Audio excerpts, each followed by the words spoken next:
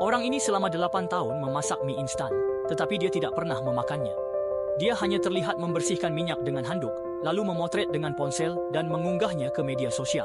Tujuannya memalsukan kesan pemilik ponsel hidup. Selama 8 tahun dia membunuh 8 gadis muda dan cantik, dan kemampuan anti penyelidikannya kuat, selalu lolos dari polisi.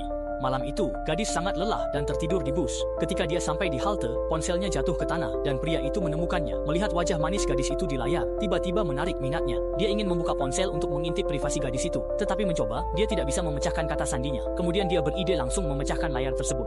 Kemudian dia membongkar motherboard ponsel, memasang alat penyadap, lalu menggunakan pengubah suara untuk menyamar sebagai gadis imut dan menelepon gadis itu. Dia mengatakan kepada gadis itu bahwa dia menemukan ponselnya, tetapi layarnya pecah dan sudah dibawa ke toko reparasi.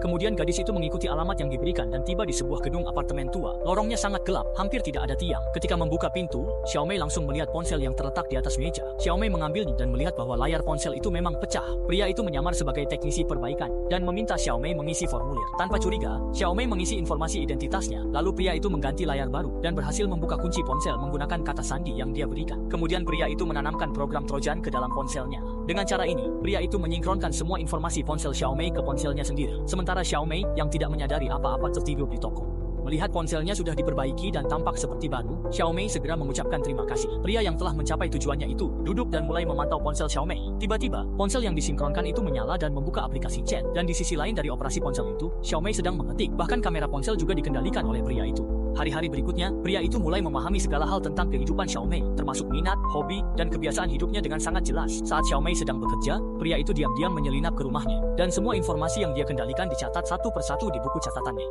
Selanjutnya, saat berburu miliknya akan segera dimulai, pria itu menulis 9 zombie di buku catatannya, menandai Xiaomei sebagai target ke-9.